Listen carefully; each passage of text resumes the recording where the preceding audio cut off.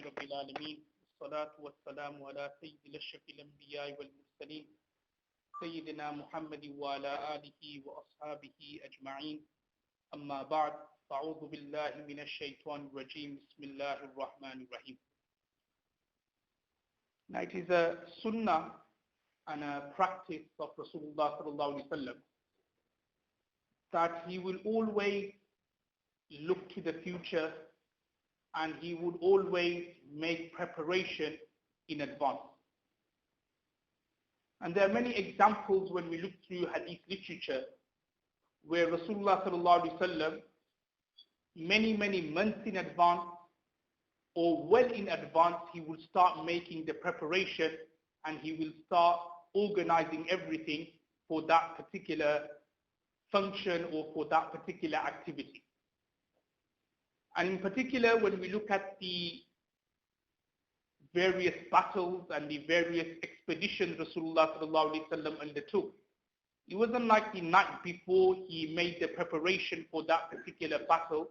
It wasn't like a few hours before Rasulullah sallallahu alaihi wasallam organized that particular army or expedition, but instead it will be many weeks or months in advance.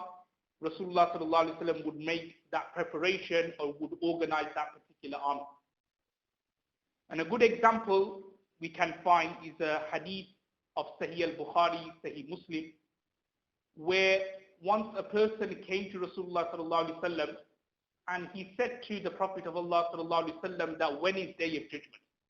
When is Qiyamah? Now Rasulullah sallallahu alaihi wasallam didn't reply by saying, okay, Qiyamah is on 23rd of July, such year, or something like that. He didn't reply like that. But instead he said, وَمَا أَعْتَدَّ.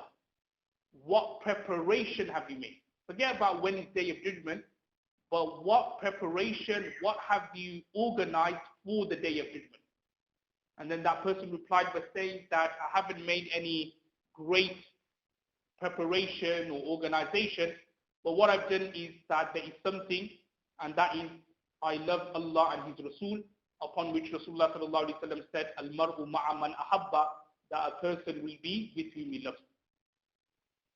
Now the same way Rasulullah sallallahu alaihi wasallam would prepare for his battles and his expeditions, he would prepare for Day of Judgment, he would prepare for the abode hereafter.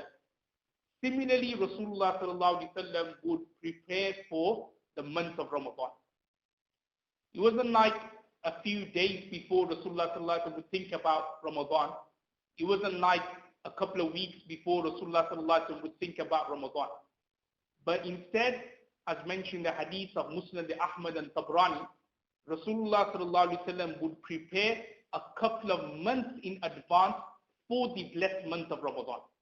As mentioned in the hadith of Muslim Ahmad Tabrani, that when the month of Rajab would come, Rasulullah sallallahu alaihi wasallam would start making that dua and supplication, which is Allahumma barik lana fi Rajab wa Sha'ban wa ballighna Ramadan, which means that Allah give barakah and blessings in the month of Rajab and Sha'ban and make us reach the month of Ramadan.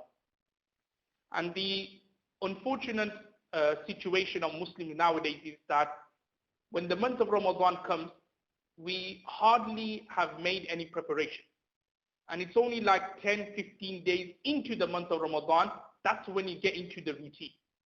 However, what this hadith is telling us is that a good couple of months in advance, you should get into the routine. So that as soon as the month of Ramadan comes, you're smoothly into the activities and you're smoothly into the routine. What normally happens with us, or many of us, will be that month of Ramadan, first week or so, it just goes like that. We're still getting into the routine of waking up, fasting, fasting long hours. We're just getting into it. And then next thing 10, 15 days have gone, and then we get into the routine. But then the last 15 days just goes like this, and the month of Ramadan is already gone. However, what this hadith is telling us is that we should prepare for the month of Ramadan a good couple of months in advance, get into the routine of, starting your tilawah, your khatam of the Quran, starting your extra nafal ibadah, your optional ibadah, starting your farz and so on. And then when the month of Ramadan comes, it'll be easy for you to get into the habit and get into the routine. Now there's many ways you can prepare for the month of Ramadan, but the aspect which we are going to look at in preparation for the month of Ramadan in this fiqh course here is regarding the rulings and the regulations of fasting. And over these couple of weeks, this week and also next week as well, we'll be looking at various masail regarding fasting, like situations when your fast breaks, when your roza breaks, situation when your roza doesn't break. Also, we'll be looking at issues regarding those people who suffer from diabetes and other kind of health issues. How should they fast? It's very important because obviously those who have diabetes and so on, the fast is very, very long, 16, 17 hours. So how would you go about in fasting? So all these things, inshallah, will be looked at over the couple of weeks. Now, the first section which we're going to look at is with regards to the intention. So the first, you could say, subheading is regarding intention for roza and intention for fasting. Now, as all of you are aware, or as all of you know, that for every ibadat or worship you do, intention is a must. Intention is necessary. So it's not just fasting, whether you're praying namaz, whether you're going for hajj, and whether when you are in hajj, when you do the various tawafs like tawaf qudum and umrah and ziyarah and so on, tawaf wida, you all have to make an intention. So whichever ibadah you do, even when you go giving your zakat, you have to make intention. So the same also applies for fasting as well, that it is a must, it is necessary that you make an intention for your fast to be accepted. Now, intention could mean something like you just say, tomorrow I'm going to fast the month of Ramadan. Even if you don't use the word month of Ramadan, if you just say, tomorrow I am going to fast, then that would be sufficient. So what we can understand here is that it is imperative and necessary that you make an intention. Similarly, if you don't make an intention, but you do something which indicates that you will be fasting tomorrow. So you don't actually verbally make an intention, but your actions are indicating or are gesturing that you will be fasting the following day, then that would be sufficient, and that would be considered as like a substitute of fasting. Now, a good example of that will be waking up for Sahri. Because outside the month of Ramadan, no one wakes up for Sahri. But waking up for Sahri is a sign that you intend to fast the following day. So just say, for example, there is a brother who didn't make any intention at all. He didn't make any intention of fasting, whatever. He didn't say anything verbally. But what he did was that he woke up for Sahri the following day. So waking up for Sahri, that is sufficient, and that is considered as you have made the intention of fasting. Another ruling here is that there may be situations or scenarios where you did not wake up for Sahri, and nor did you make a verbal intention the night before. Now, in that situation, the ruling is that if you make the intention before the Islamic midday, so which in Arabic is called Dahwatul Kubra, so if you make the intention before the Islamic midday, then your fast and your roza for that particular day will be accepted. So I'll just give you an example. Firstly, I'll just explain what is the Islamic midday. The Islamic midday is from the beginning of Subh Sadiq, which is from the beginning of Fajr time, all the way up to Maghrib, like sunset. Half of that is the Islamic midday. So I'll just give you an example. Just say Fajr starts at 4 o'clock in the morning, and just say, for argument's sake, 9 p.m. in the evening is sunset. So approximately that is around 17 hours. So half of that, i.e. 8.5 hours, so will be 12:30, so 4 a.m. to 12:30 in the afternoon. At 12:30, that will be the Islamic midday time. So just say, for example, there was a brother who the night before he did not make an intention verbally to fast, and he did not wake up for his Sahri, and then just say he wakes up like 10 o'clock or 11 o'clock in the morning. So because it is still within the Islamic midday time before Da'wat al-Kubra, if he was to just make an intention and say, oh, I'm going to fast now, then his fast will be accepted for that particular day. And the same rule which I just said now also applies for optional fast as well. Okay, like just say example, you woke up one day in the morning around 10 o'clock, 11 o'clock, and you thought to yourself, you know what, I just fast today. So if it's within the Da'wat al-Kubra and the Islamic midday period, if you were to make an intention, then your roza and your fast will be accepted. If just say, for example, you woke up after 12:30, just say you woke up at 1 p.m. and then you decide to make an intention for the fast, whether it's optional or the fard, then in that situation your niyyah will not be accepted and that day's fast will not be accepted at the same time. So that's the first section done. The second section which we're going to look at is with regards to sahri, taking a sahri. Now, sahri is something which is desirable and mustahab to take before you start your fast. Some people think that it's something obligatory or wajib, but that is not the case. It's considered to be mustahab and desirable. And there are many hadiths which talks about its virtue and its importance. There is one hadith where Rasulullah ﷺ said to take sahri. Why? Because the angels and the malaika send their blessing and their mercy at that particular time. And there are other hadiths where Rasulullah ﷺ has said that there is barakah in taking the sahri. So what I'm trying to say is that, and there's another hadith as well, but what we can gather from the various hadiths is that it's something good and desirable to take sahri. And the main reason is that when you eat something at that particular time, it kind of keeps you going for the whole day. And in particular, especially now when fasting is around approximately 16 to 17 hours. So if you eat something, even something small, then it keeps you going. So therefore, it's especially nowadays, like it'll be beneficial and it'll be good and preferable that you take the sahri. The third section here is with regard to those things which does not break your roza and does not break your fast. So we looked at two.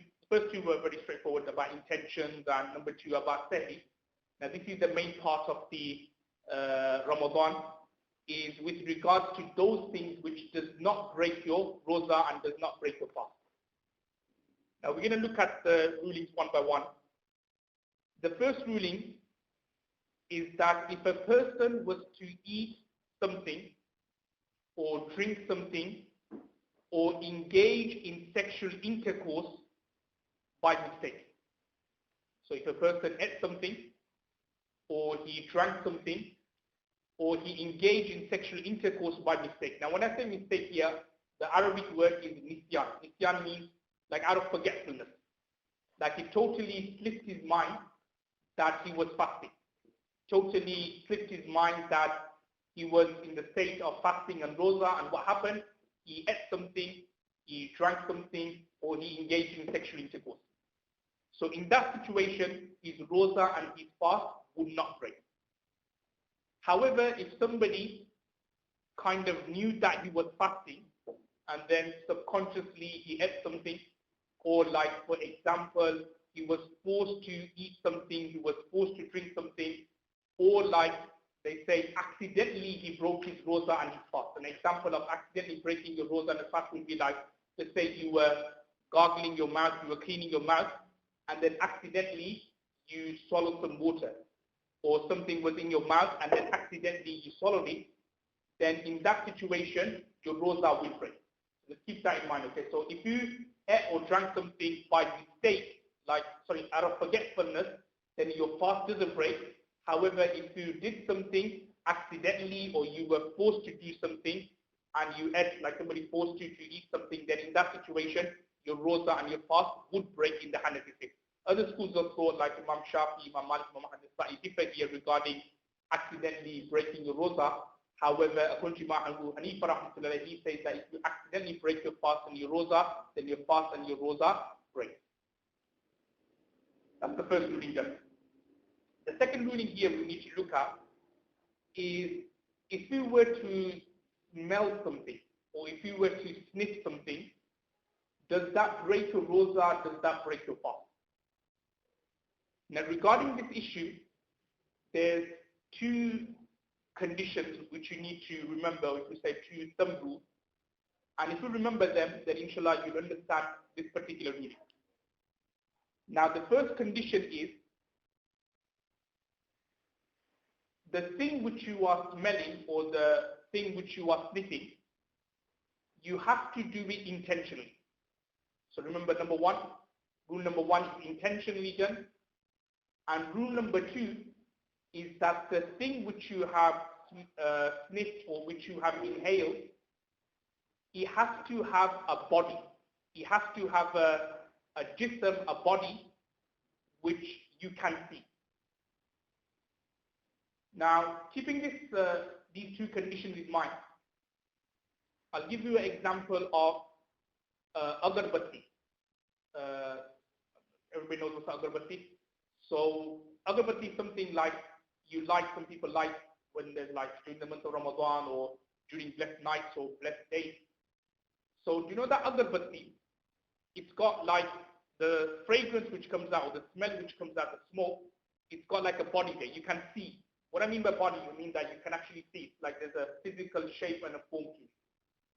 Now just say if somebody intentionally went near to the agarbatti and he started inhaling the smoke, he started smelling it, he started sniffing it, then now we need to look at the two conditions. Number one is whether he is doing it intentionally.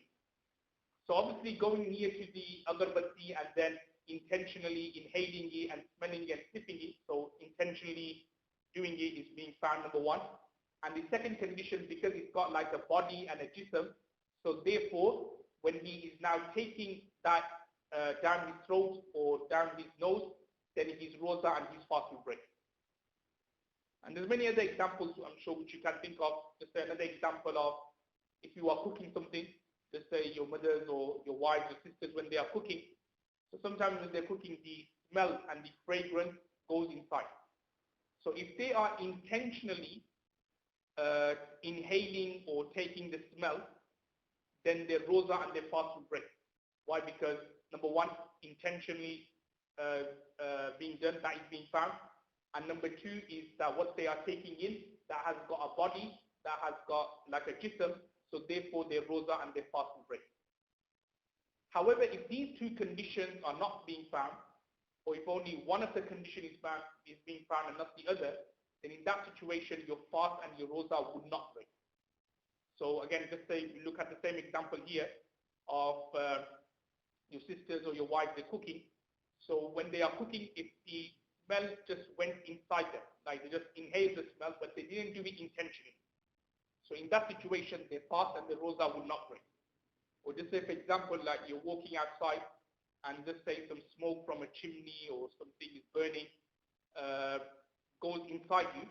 So you didn't intentionally inhale it in, but it just went inside you. Then in that situation, your fast and your rosa would not break. Obviously, if you intentionally started inhaling it in, then your fast will break. But if it just went inside, then your rosa and your fast would not break.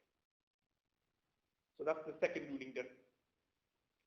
The third ruling is with regards to if water goes down your nose or if it goes down your ears, whether your rosa or your fast will break or not. Now starting with regards to your ears, the ruling is that if water goes down your ears, then your fast doesn't break. So just say you're taking a shower, some water goes down your ears, then your fast doesn't break. If it goes down your nose, or up your nose or up your nostril, then the ruling is that if you are sure that, or if you think that the water, when it went up your nostril, it then went down your throat. You went up your nostril, but then it went down your throat and you could actually feel that you swallowed it, then in that situation, your fast and your rosa will break. However, if it just went up your nostrils and you cannot say for sure, or you cannot ascertain whether it actually went down your throat or not, then in that situation, your rosa and your fast would not break. So the conclusion regarding this is basically depends whether it went down your throat or not. If you are pretty sure that it did go down your throat, then your rosa and your fast will break, otherwise it would not.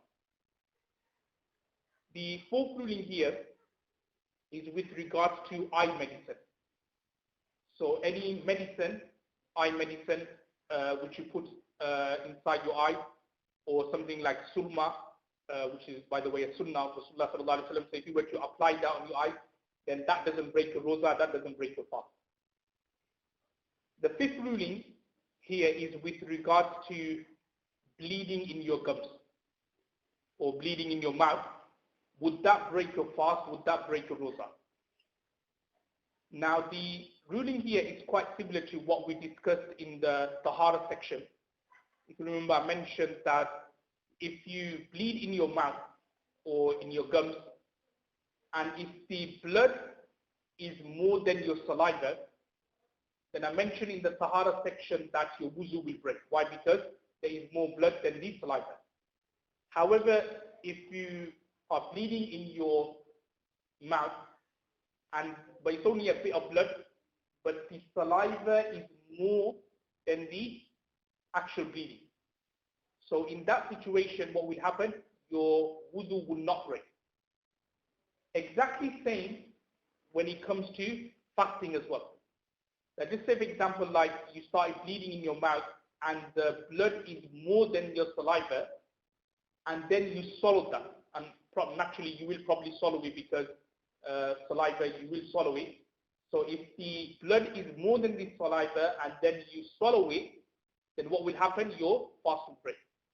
However, if the saliva is more than the blood and then you swallow that particular spit, then your fast will not break. Why? Because the saliva and the spit is more than the blood. So that's like the fourth ruling done here. The fifth ruling is with regards to toothpaste or flavored miswak. Would that break the rosa? Would that break the fast? Now, the scholars have written that if somebody manages, or if it is possible, that somebody brushes his teeth in such a way that he makes sure that no paste goes down his throat, his fast would not break. However, it will be makruh tahrimi, or severely disliked for him to do that.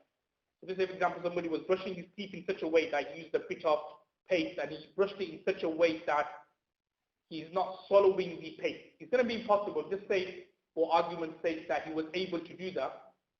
Then the scholars have written that his fast would not break because he hasn't swallowed anything. However, what he did will be considered severely disliked. And why would it be considered severely disliked is because he took his fast to such a state that there was a danger of it breaking. So that's why it's makruh tahrim. However, and as probably we all know that when you do use paste to brush your teeth, we can't say, obviously we could say for not 100%, but we could say like more or less close to 100% that when you are brushing with paste, at least a bit of the paste you swallow. Sometimes like when you're brushing it and the paste goes onto the saliva, then sometimes what happens is that the taste of the paste goes down your throat. So if that is the case, then obviously without any doubt your fast and your rosa will break. Okay, so the ruling with regards to using toothpaste while fasting, or flavored miswaks, or floss, or anything like that, or even you could say mouthwash, is that if it goes down your throat, then your rosa and your fast will break. Otherwise, it would not break. However, it will be considered severely disliked and makruh tahrim. The next ruling after is with regards to vomiting whilst fasting. Now, with regards to vomiting, again, there are two conditions that, if found, your rosa and your fast will break. The first condition is that if somebody intentionally vomited, so again, number one, intention, and number two, someone vomited a mouthful. So these two conditions need to be found before we can say that that vomit led to that person's rosa and fast to break. So just say, for example, somebody vomited a mouthful and he intentionally vomited. And what we mean by intentionally vomited, it means like he initiated the vomit himself by, say, for example, he put his fingers inside his throat and he kind of initiated the vomit in that particular way. So if somebody vomited intentionally and what he vomited was equivalent to a mouthful, then his fast and his rosa would break. However, if somebody vomited, but it wasn't intentional, or it could have been mouthful or less than a mouthful, or he vomited intentionally, but it was less than a mouthful. What I'm trying to say is that if one of the two conditions, if one of the conditions are found, not the other, or if both the conditions are not found, then in that situation, his rosa and his fast would not break. And what we can understand from this ruling is with regards to women who are pregnant, that women who are pregnant, when they are suffering or experiencing their morning sickness, so what they vomit, even though it's equivalent to a mouthful, but because they are not intentionally vomiting, okay, it's not like they're sticking their fingers down their throat and intentionally vomiting, so therefore morning sickness for a woman would not break a rosa and would not break a fast. We're going to look at later, inshallah, that women who are pregnant, it doesn't necessarily mean that they have to, or they are told by the Sharia not to fast, depending on how many months they are pregnant, or how whether they are in labor and so on. Depending on the situation, then they are exempt from fasting. But generally speaking, just being pregnant doesn't actually stop you, or the Sharia doesn't say that, or you're not allowed to fast. The Sharia actually says that you have to fast. Similarly, if a woman is, say, early in her pregnancy and she's feeling sick and she's vomiting, so because her vomiting is not done intentionally, but is done unintentionally, so therefore her rosa and her fast would not break. Another ruling here is with regards to kissing. That does kissing break the rosa, does kissing break the fast? Now, there's few situations regarding this particular ruling and masla. The first situation is that if a husband, say, in the state of fasting, just say, kissed his wife, just like gave her a kiss on the cheek, just like normal. Now, if nothing comes out of his private part, then just merely kissing your wife, that doesn't break the rosa, that doesn't break the fast. Obviously, you could look at it from another aspect and say, or whether he should be doing it or not. So that's got to do with the taqwa and the piety side. But just looking at it from the ruling aspect, or from the jurisprudence aspect. So if a husband in the state of fasting, if he kissed his wife, just like kissed her, say, on the cheeks or something, and nothing came out of his private part, then his rosa and his fast would not break. The second situation is that he kissed his wife, or he touched his wife, and some thin liquid came out. And this thin liquid, as we described before in the Tahara section, is called mazi. Technically speaking, it's called mazi. So, for example, he kissed his wife, or like, for example, he touched his wife and some thin liquid came out. Now, if that was to come out, again, your fast and your rosa does not break. So again, touching your wife, kissing your wife, and a thin liquid came out, which is called mazi, that doesn't break your rosa, that doesn't break your fast. The third situation, which will obviously break your fast, is if somebody kissed his wife or touched his wife and he ejaculated. And ejaculation here means a thicker semen coming out, which in fiqh terms we call it to be mani. So if mani, which is like a thicker semen, if that came out of his private parts after touching his wife or kissing his wife, then that would break his rosa, that would break his fast. So what I'm trying to say is, with regards to kissing, is that if he's just like kissed his wife, nothing came out, or he kissed his wife or mazi came out, then that doesn't break his rosa or his fast. However, if he kissed his wife or touched his wife and he ejaculated, then his rosa and then his fast will break. The next ruling here is with regards to having a blood test while fasting. Now, the ruling with regards to having a blood test while fasting is that it is makruh or disliked. However, your roza and your fast does not break. The reason why it's makruh or disliked is that when you have a blood test, because a lot of blood is coming out of your of your body, what happens is that naturally you just feel weak. So therefore, the scholars have said that it's best that you don't take a blood test whilst fasting. However, if somebody did, then it's makruh tanzihi, you could say. However, his fast and his roza will not break. So that concludes the third section. The fourth section, very quickly, basically those things which break the roza and the fast, and you require a qada.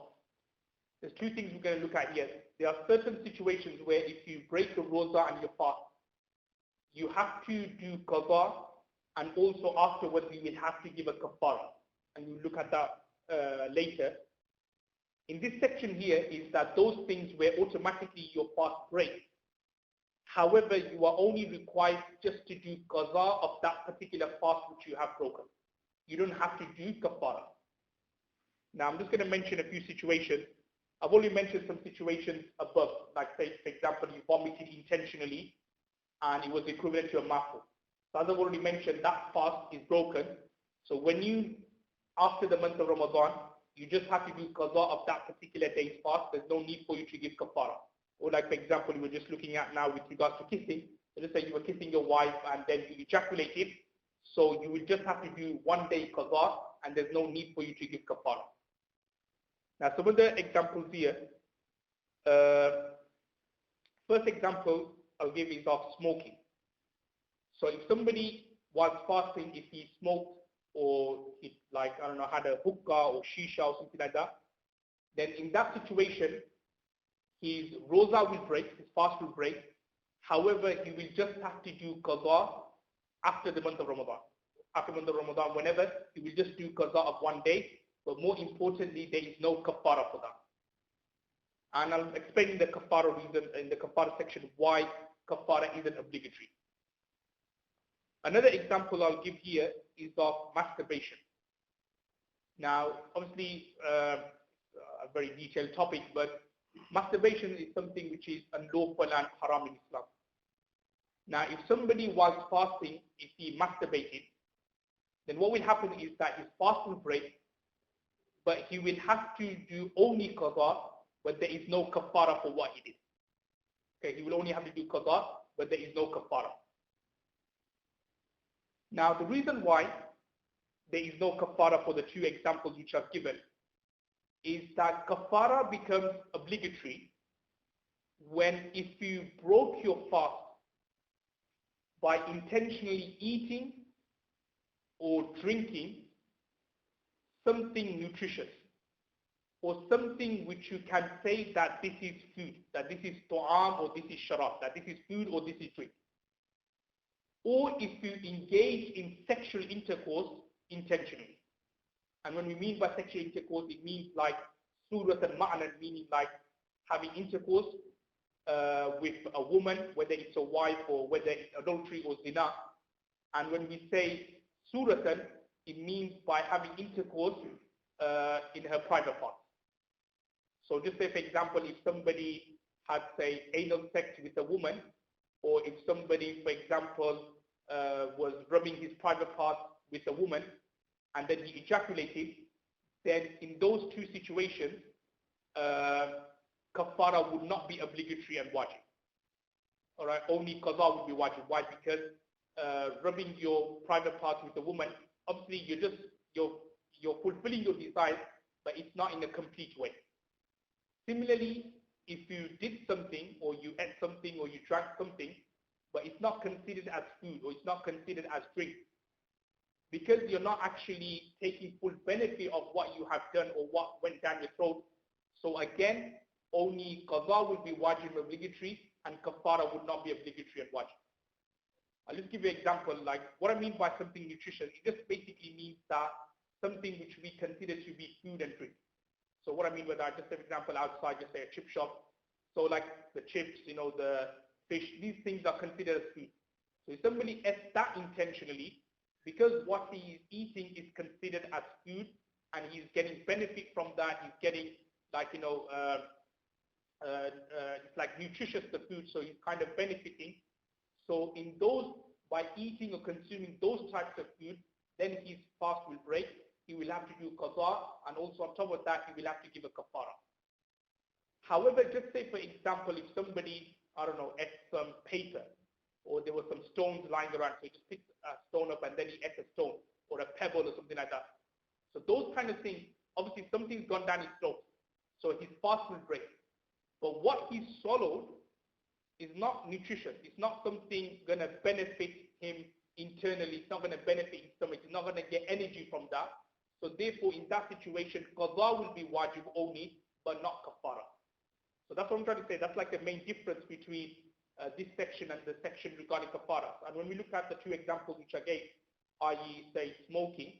So when you are smoking, when you are inhaling some smoke inside, it's not actually benefiting your stomach. You're not actually getting any kind of energy, or it's not like food or drink. It's not like your fish and chips where you kind of get energy and benefit from that. So therefore, when you're smoking, when you take a hookah or shisha, you're not actually benefiting internally. So therefore, what will happen is that your fast will break. Why? Because something went down your throat, but there will be no kafara. Only qaza will be necessary, but kafara would not be obligatory and wajib.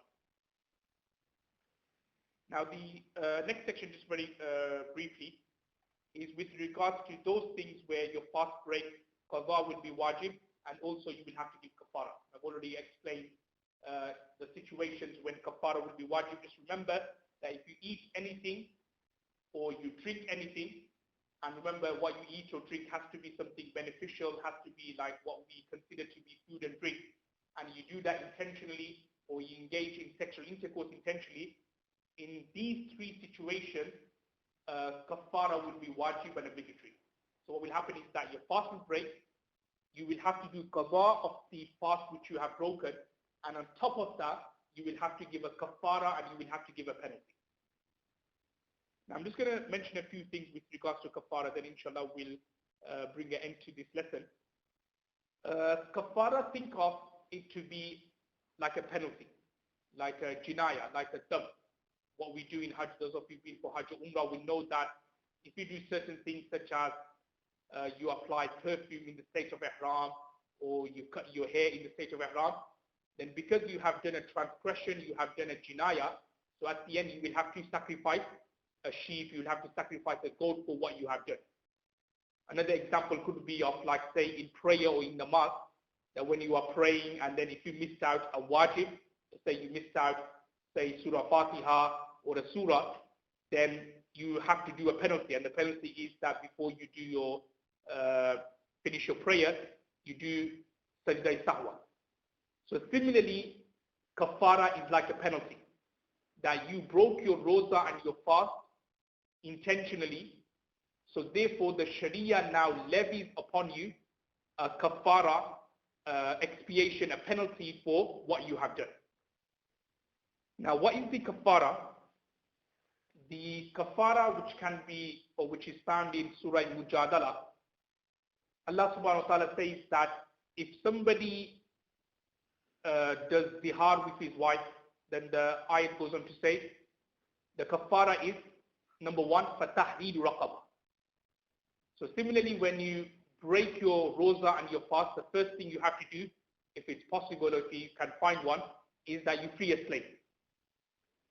If you cannot find a slave, so the next part of the kafara or the expiation is that you fast for 60 days.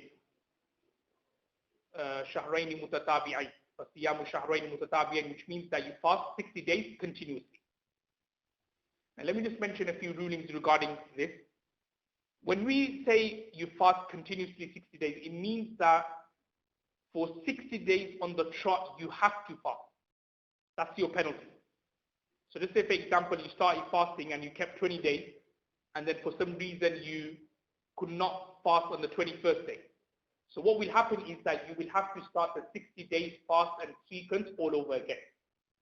Or just say, for example, like you were fasting, something happened, you had to break your roza and your fast, so again you will have to start the sequence all over again.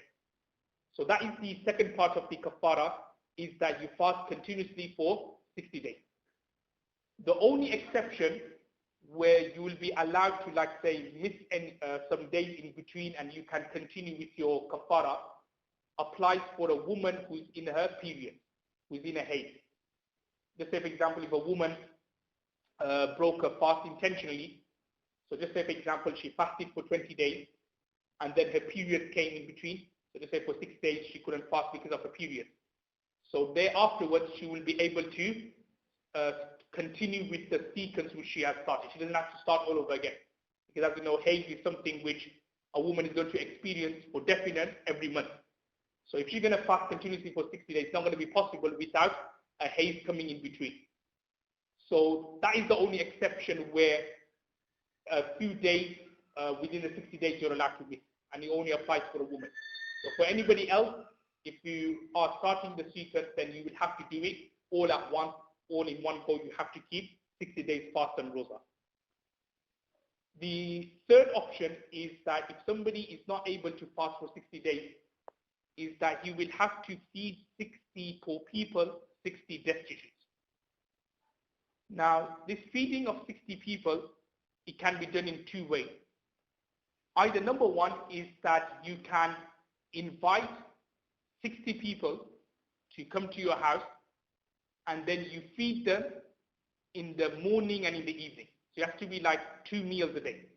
So you invite 60 people to come to your house in the morning and then in the evening, and then you do the kafara in that particular way.